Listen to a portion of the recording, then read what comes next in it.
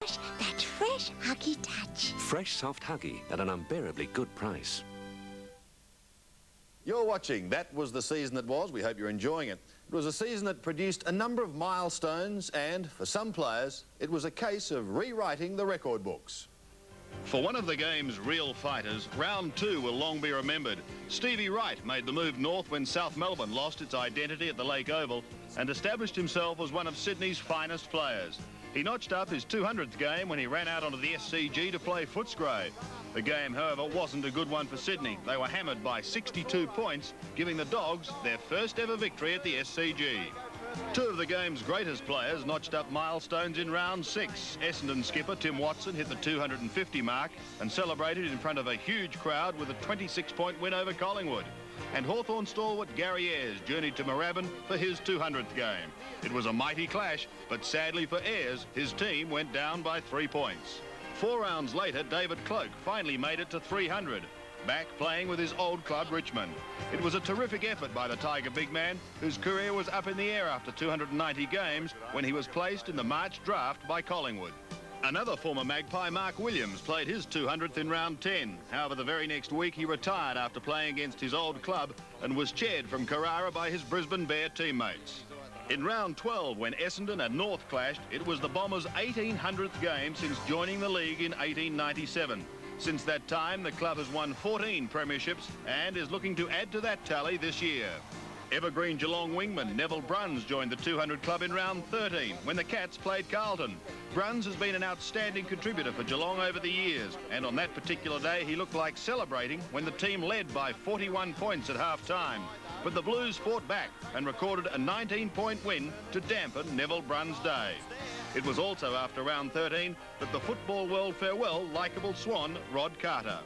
I suppose it's a bit disappointing. I would have liked to have made the 300 games, but life goes on. I suppose I'll find something else to do. With one of the understatements of the decade, Rod Carter said farewell to the game that has been a large slice of his life since 1974. Farewell, and just 10 games short of joining the elite 300 club.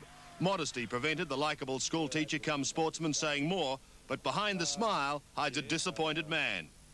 I suppose I've been very lucky. That's why I suppose I'm looking at this in a positive way. The fact that I suppose I was gone quite a few years ago and every game I've played has been a bonus.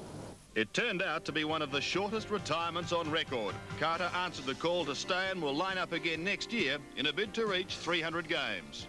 In round 14, inspirational Bears skipper Roger Merritt played his 200th game. That was under lights at the MCG against Richmond. But unfortunately for Merritt, his side suffered one of its worst defeats, going down to the Tigers by a massive 82 points. In round 18, Hawthorn captain Michael Tuck became only the second player to reach 400 games. Like Merritt, he did it under lights, but this time the Hawks were victorious, beating North Melbourne by 10 points. In round 19, Essendon was scheduled to play Collingwood at Windy Hill. Because of the enormous interest, however, the game was changed to AFL Park on Sunday, and for the first time was televised live throughout metropolitan Melbourne. It was one of the games of the year, with the Bombers eventually winning a tight one by 6 points. Despite the loss, the game was special for brilliant Magpie Peter Dacos. It was his 200th. The very next round, the Swans' Bernard Toohey joined Dacos and other members of the 200 club. Whether in defence or attack, Toohey has always given 110%. And on that night against the Bears, Sydney recorded an impressive 31-point win to end an 11-game losing streak. We had to wait for the final round of home and away matches for the season's major milestone. In that round, Michael Tuck played his 404th game with Hawthorn and broke the game's record of 403 previously held by Richmond's Kevin Bartlett. Tuck made his debut with the Hawks, ironically, against Richmond, way back in 1972. Prior to that game, he spoke with Peter Landy. How many years did you play with Phil? Just tell us a bit about yourself. I played about 6 years, about 5 in the juniors and 1 year in the seniors, and then I got invited up to Hawthorn. And how do you find John Kennedy as a coach? I was a good bloke, a good coach there. Hard coach? At times, when they're not going so well, he is. Fittingly, Tuck was accorded a hero's welcome by the football-loving public when he led the Hawks out on that history-making day against Melbourne. While the Hawks lost the game, the day undoubtedly belonged to Michael Tuck. From football lovers everywhere, well played, Tucky. One of the saddest days of the 1990 season was Wednesday, May the 30th. On that day, Jack Hamilton was tragically killed in a car accident. If there's another person out in the world who can come along and be like Jack, then footy will be the winner. He was a unique character, and he was a funny man. He always had a gag, or he would take things very, very serious, and then make you feel most comfortable. Genuine. The subject, John Clifford Hamilton, Jack, one of Australia's great sporting administrators. Jack's love affair with VFL and later AFL began 42 years ago when he joined the Collingwood Football Club in 1948. He went on to play 158 games with the Magpies, always the Dow defender. Jack's administrative career began in 1949 as a junior clerk with the VFL.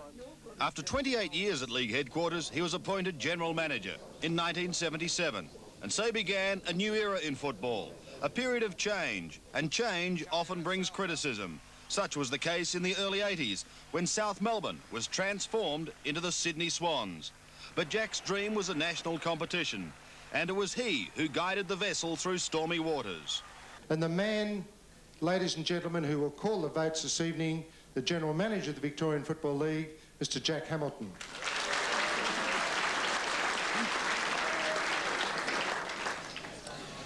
Melbourne versus North Melbourne. Melbourne, S-Ick, 1.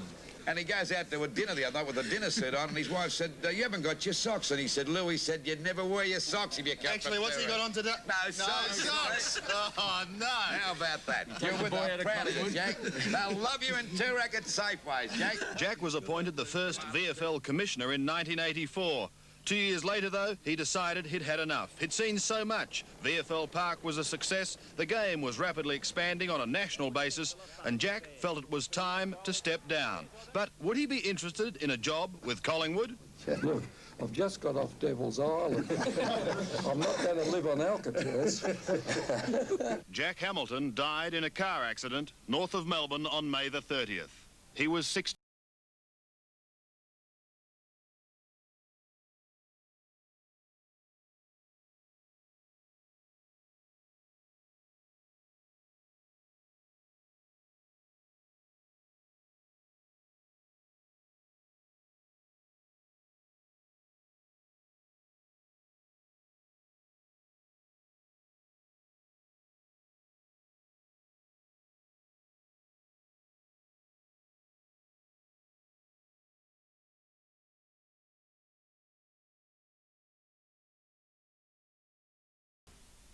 Well, Dipper, what would you recommend? Quattro venti. Quattro what? Tender piping hot meat, bathed in a delicately spiced, exquisite gravy, then encased in a golden pastry envelope. It's true. More 4 and 20s, maestro. Going right up. Quattro e venti. 4 and 20. Ripper, Dipper. Oi, can we see the beer list? No worries. 4 and 20. The great Australian taste. Having a good dead latch on your front door still leaves the back wide open. When you buy a Lockwood 001 dead latch, get the twin pack and lock up both your doors with one key.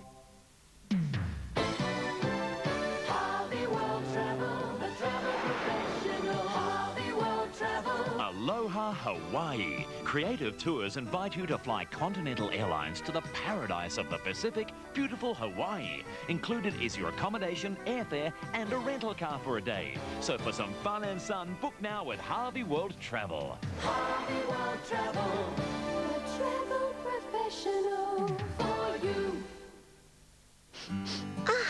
Can you smell that freshness in the air? It's Huggy Fabric Softener. It gives your whole wash that fresh, huggy touch. Fresh, soft Huggy at an unbearably good price.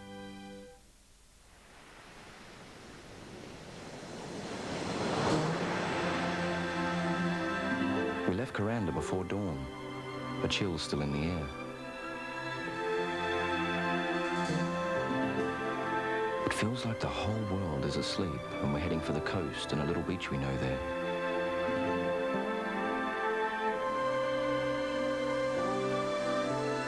What the Sunday papers and some fruit at Glenborden. I see the light playing on your face and we're heading for Turtle Cove. We stopped at Yarra Bar for a cup of coffee.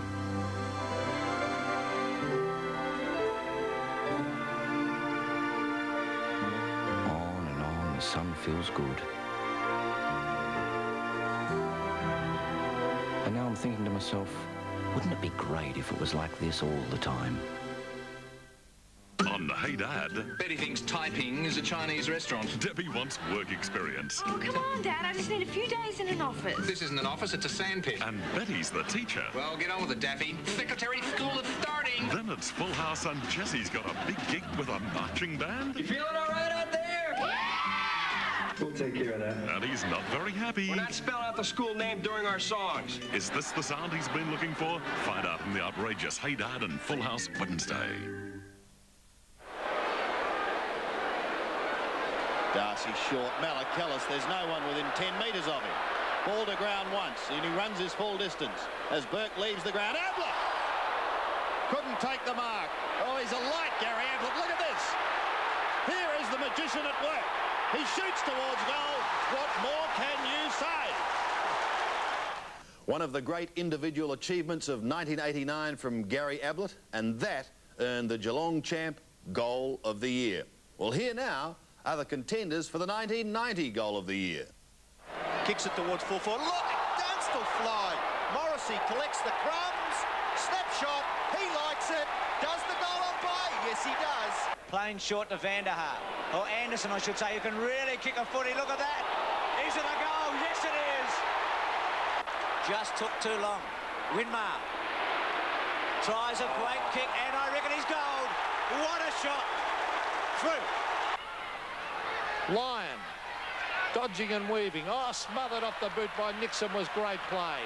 Hamilton now on the back line. Now it's Ross Lyon onto the left foot. Could have given a hand pass, but he elects to kick it goal. I think he's put it through. Back towards Reece Jones and Watson. Hamilton backs into the pack. Over the top, Gleeson. Steadies. Shoots in towards goal. Has kicked a vital goal for the Blues. Can't get around Corcomelis, though. Still Corcomelis.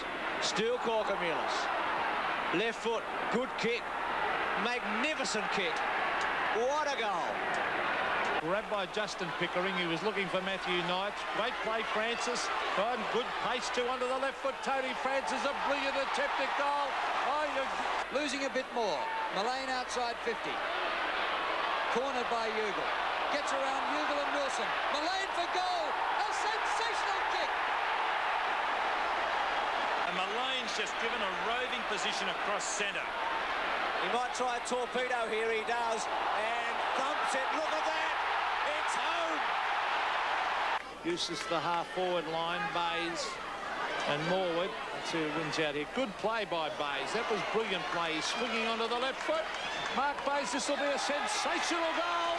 Oh, what fantastic play. You'll never see a better goal than that anywhere. Colin, will he take right on? Yes, he does. I thought he would. One bounce. Oh. Another bounce. Left foot. Look at this. A marvellous kick. He's put them in front. That's as good as you'll ever see. Del Rey in the pocket. Against him, Stevens. Liberatore keeps it in. Still Liberatore. Still Liberatore. Again Liberatore. Left foot by Liberatore. And he has put it through. Over the top cloak. Some spring there. Knocked on by Smith. Taken by Mitchell. Some speed here. Look at him go. Michael Mitchell, a third bounce. He's running towards the 50. Oh. He wants to kick a goal, no question about that. Watch this. Do it. I want a goal, Michael Mitchell says to himself. Oh, great effort. Well, I'm sure some of those goals would have provided plenty of highs for the coaches, and throughout the season, some certainly needed a lift. There was probably no more talked about vision than that of Bears coach Norm Dare. To the incredible surprise of all other coaches, he allowed a television crew into the rooms to record his after-match speech following the team's loss to Carlton. Sick of people not caring. Because we were good enough to win a game today. We just didn't care enough about it. And the forwards, you cannot bloody say we weren't good enough today because the forwards got the ball where it should have been put and they were pathetic. We can win it, we can work hard, but when it gets real tough, we just don't care and we stop. And you get beat by 90-something points.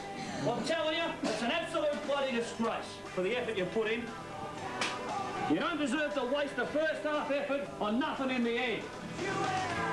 As far as the media has been concerned, Dare has always shot from the hip, but he'll be shooting no more. Last Tuesday, former Carlton and Fitzroy coach Robert Walls was named as a replacement for Dare. It's not for me to say we're going to make the 5 in 2 or 3 years.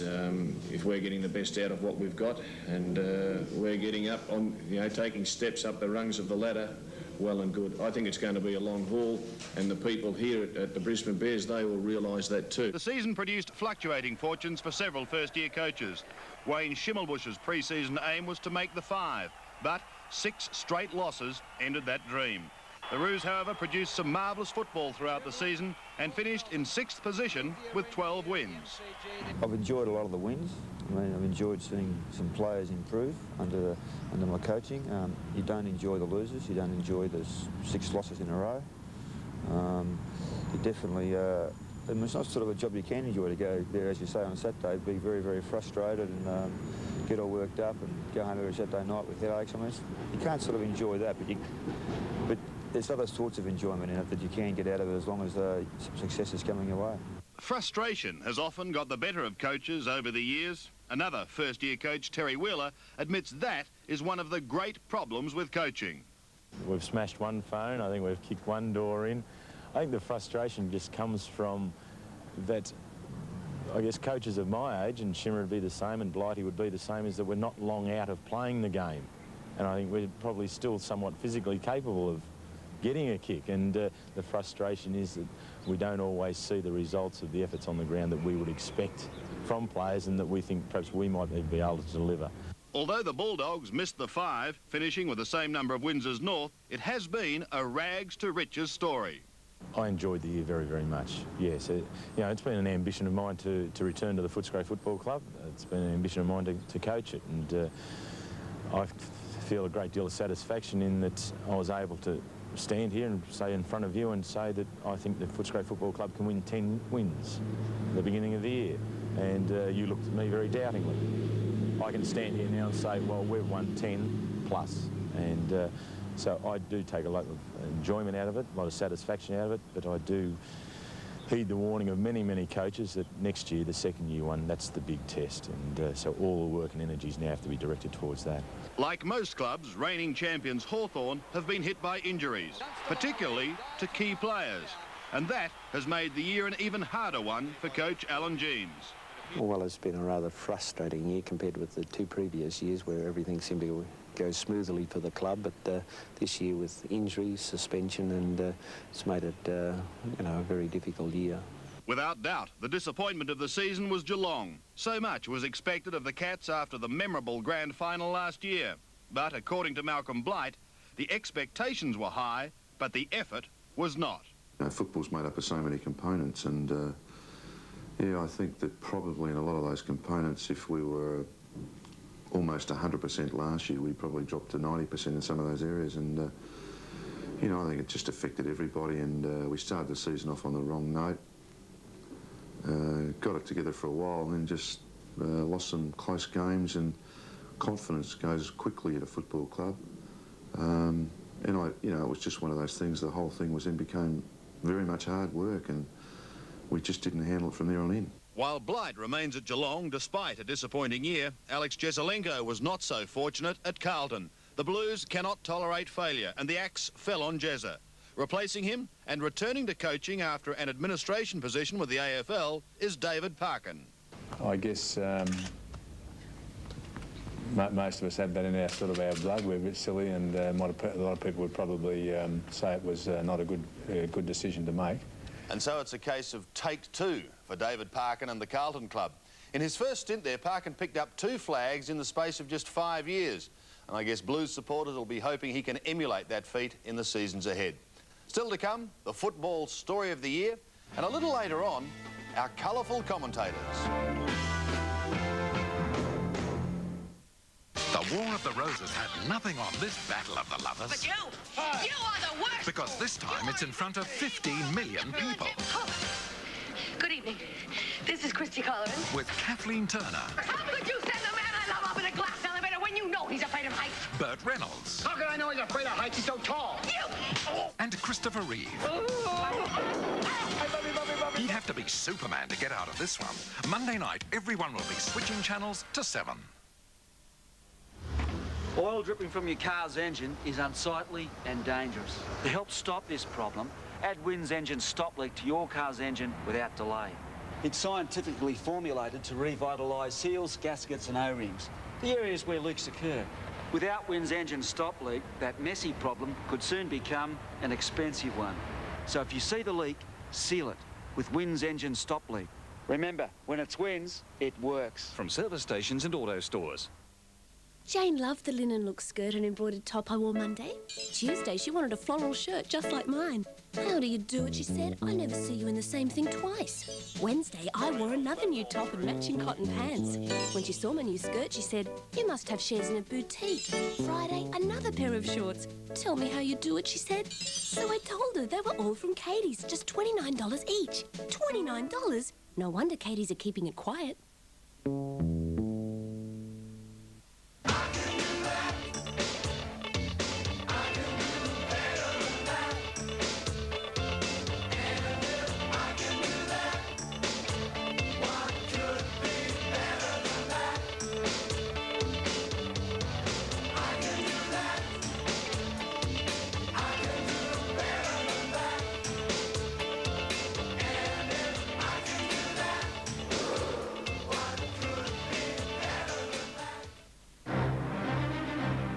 NEC make the most popular fax machines in Australia.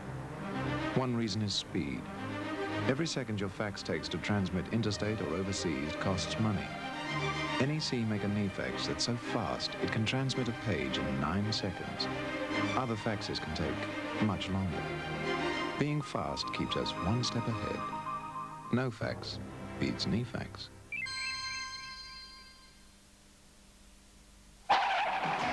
From the makers of Malcolm comes the new romantic comedy, The Big Steal. You can meet the stars and see the movie at the world premiere on Tuesday, the 18th of September at the Hoyt Cinema Centre, Burke Street. This special screening is to raise funds for the Royal Children's Hospital Building Appeal. Tickets can be obtained from the Lily and Frank Salon, Shop 7 Lagrange Toorak, or phone 241-9204 or 241-9179. The Big Steal. A great night at the flicks. July the 4th is a day of great significance in the United States. It is also a date that AFL Executive Commissioner Alan Schwab will remember for a long, long time. On that day, Schwab received a phone call informing him of South Australian club Port Adelaide's interest in joining the AFL.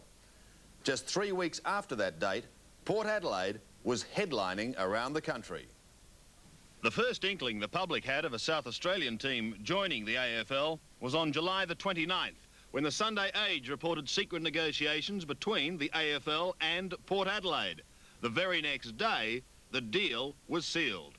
The Board of Directors of the Port Adelaide Football Club have signed a heads of agreement with the Australian Football League for Port Adelaide to participate in an AFL competition in 1991. With that news, the AFL was delighted. To have a national competition, or to have a proper national competition, it would be great to have South Australia involved. And when you look at the team that's put their title on the line, it's Port Adelaide, which arguably is one of the most famous clubs in Australia. The South Australian League was far from delighted.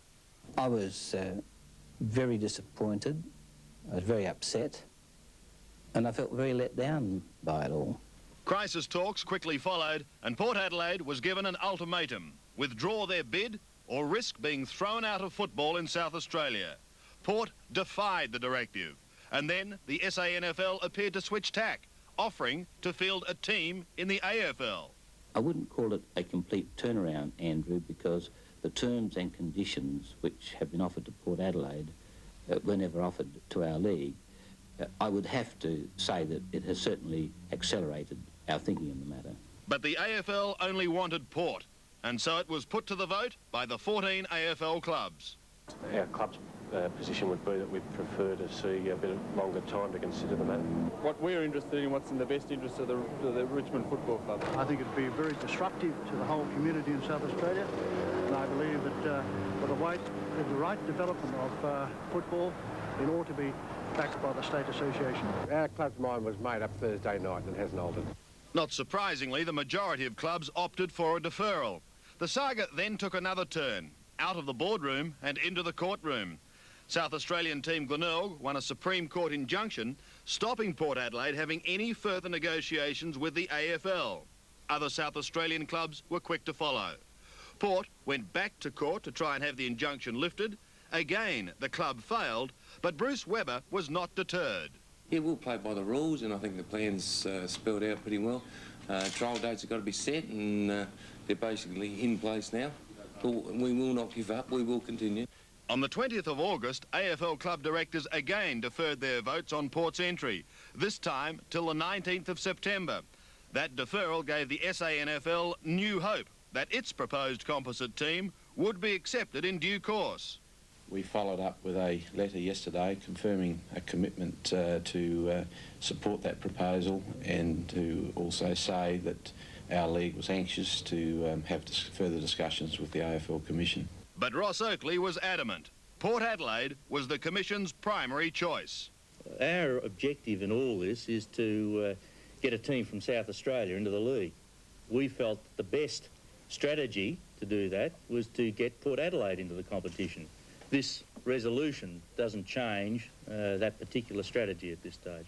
Well, the latest developments in this interstate saga now sees Port Adelaide at long odds to join a national competition. The South Australian League, in a turnaround, now says it will be able to get a team up next year and is very keen to do so. The AFL directors will meet next Wednesday to decide a composite South Australian team or Port Adelaide. Well, it's been a dramatic 2 months for South Australia's greatest club, but they weren't the only team with problems throughout the year.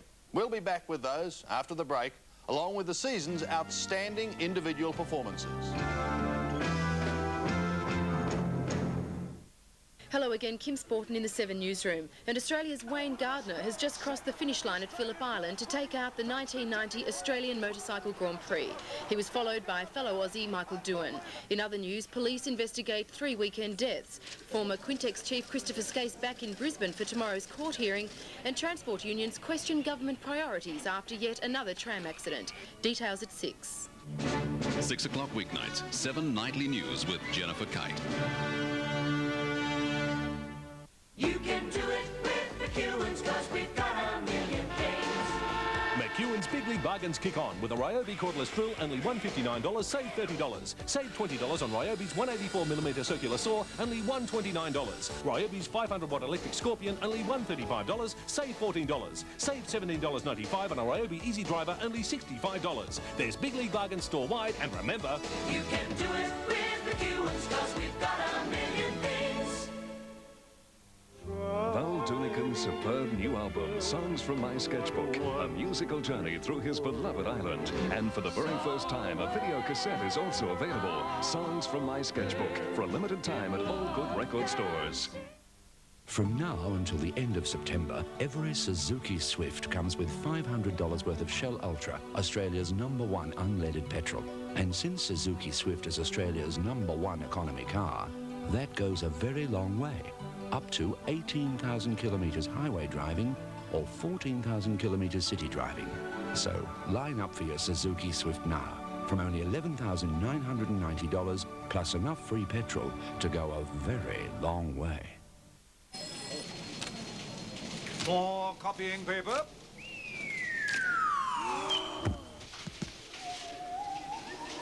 Choosing your copying paper is a reflex action because you can rely on reflex. Because some people prefer soluble pain relief, we're introducing Panadol Clear. It dissolves fast, so it works on headaches, pain and colds fast. And Panadol Clear is pleasant tasting. It won't upset your stomach either, because Panadol Clear is made of gentle-to-the-stomach paracetamol. Panadol Clear, it's the new solution. Use only as directed, but if pain persists, please see a doctor. custody battle, or something much more sinister? Father Dowling and Sister Steve are up to their necks in the Pretty Baby mystery, tonight on 7. Welcome back, and our next segment could be a handy one for trivia buffs, as we look at the outstanding individual performances in front of goal, and those players who made it to double figures this season. Jason Dunstall set the ball rolling in the opening round when he bagged 12 against Geelong. Short pass, brilliant. Dunstall goes for the torpedo punt, kick up towards full forward. Dunstall has marked the ball. He does pretty well. He'll get the hand pass to Dunstall. The bounce favours that player, and he kicks an easy goal for Hawthorn. Chips it to the goal square. Dunstall, yes. Well, what a start to 1990 for Jason Dunstall. Drop punt. Goal. Dunstall's got 12. Lockett for his first goal for 1990. Makes no mistake. Tony Lockett was also in fine touch in the opening round. He kicked 10 against the Dogs at the Western Oval. For Lockett. He's got it. Owen gets around now. The kick by that player up towards full forward. Lockett! Unstoppable. As Lockett goes for number 10 and drills it. North's John Longmire found a liking to playing under lights. He tore the heart out of Richmond in the second round. Gary Ablett often saves his best for the hometown fans at Cardinia Park.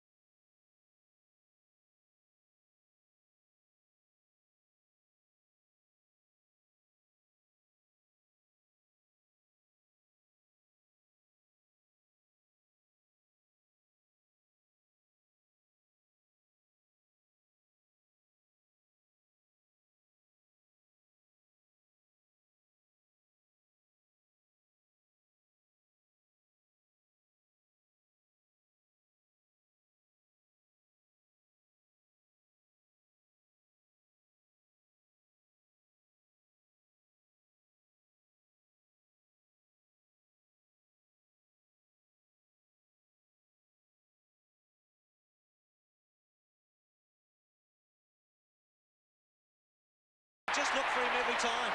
539 in his glorious career. One of the great full forwards of all time.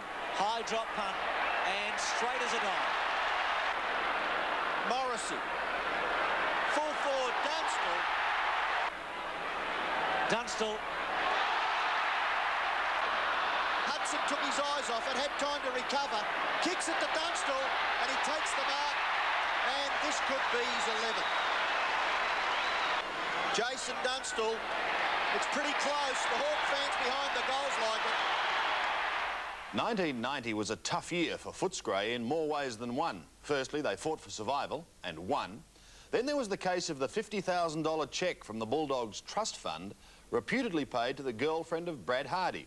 Was the club trying to entice the Brownlow medalist back to the Western Oval? Well, initially the club denied such a move, but then a full-scale inquiry began. The 1986 Best and Fairest was summonsed to AFL House to appear before investigative officers Jeff Brown and Max Croxford. The pressure was telling on Hardy. Well, it's probably the most traumatic thing I've been through in my life, you know, and it's been also affected my family. And I think they're conditions that you really shouldn't have to be under just playing a game of football. After 5 hours of interrogation, both parties were found to be at fault. Consequently, Footscray was fined $10,000. Brad Hardy's nightmare was over, but at a cost of $5,000. And it was back north to start again with the Bears. It won't be easy. I think maybe the only blessing I have is that I think it's well documented that I had a reasonably strong offer from Pellerman before I left, and I elected to go the other way. So I certainly won't be going back on my terms. It'll definitely be on the club's terms. While Hardy missed the draft, 56 other players did not, notably 35-year-old David Cloak, who just 10 games short of his 300 was snapped up by his old club, Richmond. I hope to be a good player for the Richmond side and help them to, to win games. Essendon surprised many, dropping veteran Neil Danaher to make way for two younger players. The Bombers got what they wanted, and much to the delight of Kevin Sheedy, they also got back Neil Danaher. That bloke's decision is just a sensational, loyal decision to the Essendon Football Club. The Bombers also picked up Derek Kickett from North, but the Tigers upset Melbourne, snaring David Williams. It's very disappointing, as I've been saying to everybody. I think the league should look at an injured list of players who are permanently out for, let's say, 12 months anyhow, because the clubs have to carry them, and I think the clubs that carry them like that should have first priority. The Cracker brothers ended their association with North. Jimmy went to Moorabbin, and in the mid-season draft, Phil to Footscray. The draft, however, didn't suit everyone. Former Melbourne forward Warren Dean described it as a meat market. You know, you got to have a bag packed, ready to take off, when the draft comes, sort of thing. So it's tough. It's really just like a meat market where the clubs just pick and choose if they want you, if they don't want you. The tough times hit many. Sydney tightened the purse strings. Players were asked to take pay cuts ranging from 10 to 25%. I wouldn't say it's gone too far. We're not the first club to have to put up with a pay cut. Players manager Peter Jess, however, said players were being torn apart. In terms of the social, consequence, it is horrendous. It is absolutely horrendous. That week ended with Sydney playing host to Geelong at the SCG. And because of all the drama, Jess gave Sydney no chance of winning. I guess now bookmakers are offering 100 to 1 on Geelong. Yeah, I think that's a fair price. I mean, I'd put the national debt on it. Swings it wide. It's a shocking kick. Shocking kick. Bolton comes in from 40 metres. A handball over the top to Tui. He's put him under pressure. It's a goal. He's kicked it, has he? It's a goal. He's stuck it in. Sydney have hit the front. Perhaps it's just as well the national debt wasn't plonked on Geelong. The Swans got up to win a thriller by 9 points. And Bernard Tui summed up the players' feelings. I just hope there's not too many owners around here tonight, so, because I think a few blokes had a lot to prove to them, and I think the 20 blokes went out and did it. The use of drugs in football raised its ugly head at Collingwood during the 80s. That was, at least, according to one unnamed senator at the Drugs in Sport inquiry. I think the senator should have done 3 things. 1, named himself. 2, if it's minute, say nothing. And if it was more than minute, put it through the proper authorities. If they found that some rower somewhere had taken steroids, I don't think it'd make the papers. I'm pretty sure they'd be keen to say that some footballer somewhere took steroids. That makes great press. The Bears hit the headlines when Ron Barassi criticised the setup of the national competition. Are the Bears the worst team you've seen? Yes. We're on the bottom where we belong now, so if that doesn't upset everybody in the club to fight our way out of it, then nothing will. But Barassi said the blame lay with the Melbourne-based clubs. Their lack of cooperation put the national competition at risk. And that's why they should stop mucking around and say, we haven't got the guts to do it, we Victorians. We haven't got the guts to have a proper national competition, so we're going to beg it. We're going to give it up. Like Footscray, Sydney and Fitzroy, Richmond was feeling the financial pinch. Last month they went public with their plight and their plans to try and raise $1 million by the end of October. More than 10,000 fans answered an SOS by the club to rally at the MCG to open fundraising proceedings. They came from every era, from the 20s right through to today's crop of stars. But the biggest ovation was saved for Captain Blood, Jack Dyer.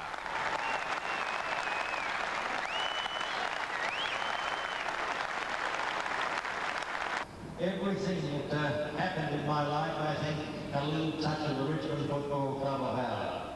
Although the MCG rally was only the tip of the financial iceberg, they raised $189,000. Club president Neville Crowe, while optimistic, was also realistic.